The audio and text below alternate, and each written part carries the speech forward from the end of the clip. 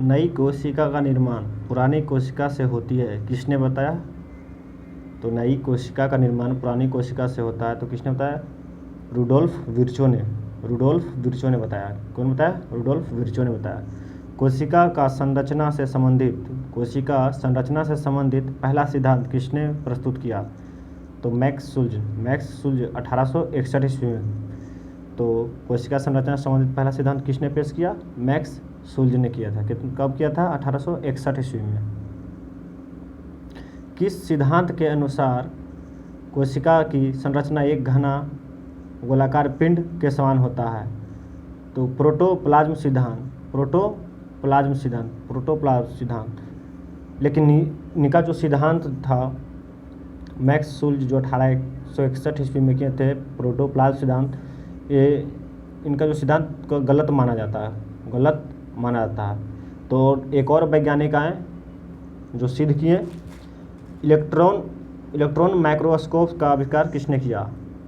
Electron microscope का निर्माण किसने किया? नल एवं रुस्का। तो नल एवं रुस्का जब आए तो इसका सिद्धांत करते हैं। कोशिका संरचना को कितने भागों में बांटा गया है? 2 भागों में बांटा है। कितने भागों में? 2 भागों में। कोशिका झिल्ली और जीव द्रव। तो कोशिका संरचना को कितने भागों में बांटा गया है? 2 भागों में। कोशिका झिल्ली एवं जीव द्रव। कोशिका झिल्ली किसकी बनी होती है? कोशिका झिल्ली किसकी बनी? प्रोटीन एवं लिपिड का। कोशिका झिल्ली किसकी बनी होती है? प्रोटीन एवं लिपिड का। पेड़ पौधे के बाहरी भागों को क्या कहा जाता है?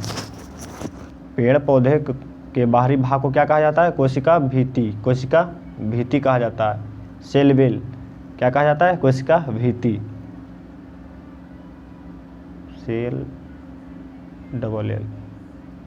सेल वेल कहा जाता है। कवक की कोशिका भीति किसकी बनी होती है? काइटिन की। जो कवक की कोशिका भीति होती है वो काइटिन की बनी होती है। यूनिट मेम्ब्रेन मॉडल इकाई नमूना मॉडल किसने प्रस्तुत किया? तो रॉबर्टसन ने प्रस्तुत किया। रॉबर्टसन कब किया था? 1953 ईस्वी में किया था। इकाई नमूना मॉडल के अनुसार कोशिका झिल्ली किस प्रकार बनी होती है? तो इस प्रकार होते हैं, मान लिया जाए कोशिका झिल्ली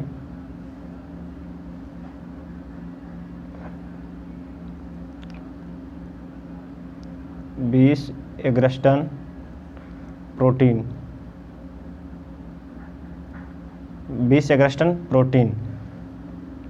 35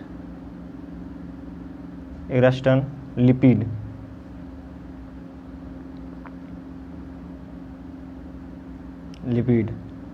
फिर 20 एग्रस्टन प्रोटीन,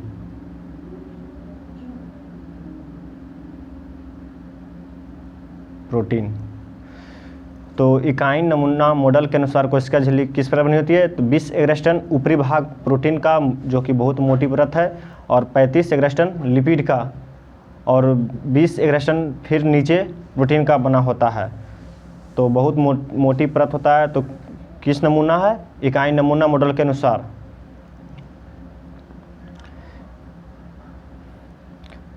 फूल्ड मैजिक्स मॉडल यानी तरल वर्ण चित्र नमूना किसने प्रस्तुत किया? सिगार व निकोलसन।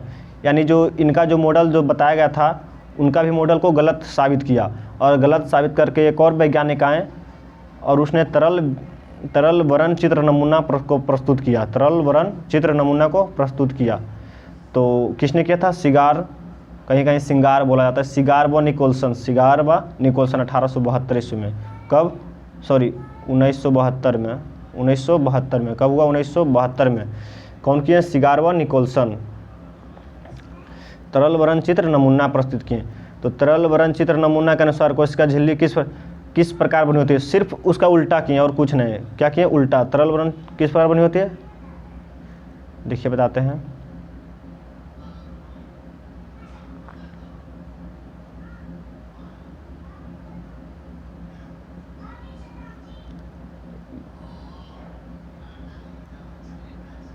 35 एग्रस्टन लिपिड, 20 एग्रस्टन प्रोटीन, फिर 20 एग्रस्टन प्रोटीन। तो तरल वर्ण चित्र नमूने के अनुसार कोशिका झिल्ली इस प्रकार बनी होती है। 35 एग्रस्टन लिपिड जो कि बहुत मोटी परत होती है, और 20 एग्रस्टन प्रोटीन और 20 एग्रस्टन प्रोटीन, यानी 35 एग्रस्टन लिपिड का 20 एग्रस्टन प्रोटीन और 20 एग्रस्टन प्रोटीन। ऊपरी भाग लिपिड का और बीच और नीचे वाला भाग प्रोटीन का बना होता है। यहाँ तक तो समझ में आया आप लोगों को। एक कोशिकीय जीव होती है, एक कोशिकीय जीव जीवाणु को कहा जाता है। जीवाणु में एक कोशिका पाया जाता है जिसे प्रोटोजोआ भी बोला जाता है, अंग्रेजी में प्रोटोजोआ और हिंदी में जीवाणु कहा जाता है। एक कोशिकीय जीव का प्रचलन अंग, यानी एक कोशिकीय जीव किस प्रकार चलता है, उसका प्रचलन अंग क्या होता है, कैसे प्रचलन, मतलब प्रचलन किस प्रकार चलता है वो, तो उसका है सीजिया। 3 ऑप्शन है, अगर ये ऐसा क्वेश्चन जिसका क्वेश्चन उसका आंसर दिया जाएगा। अगर 3 ऑप्शन रहे तो इनमें से सभी, और अगर किसी 3 गो में से किसी एक रहे तो ऑप्शन पे चलना है। तो पहला है सीजिया, दूसरा प्लेजिला और तीसरा कुटपाद। सीजिया, पहला है सीजिया, दूसरा प्लेजिला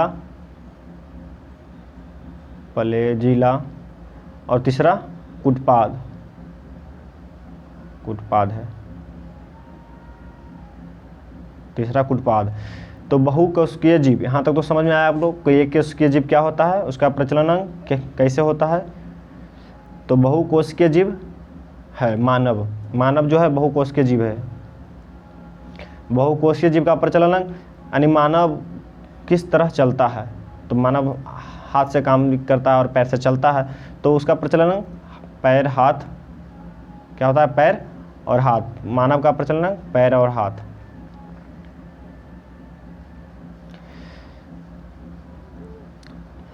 यहाँ तक तो समझ में आया होगा आप लोगों को। अगर किन्हीं को कहीं दिक्कत है तो कमेंट करके ज़रूर पूछें। अगर आपको वीडियो अच्छा लगे तो चैनल को सब्सक्राइब ज़रूर करें, लाइक शेयर और कमेंट करें। जय हिंद।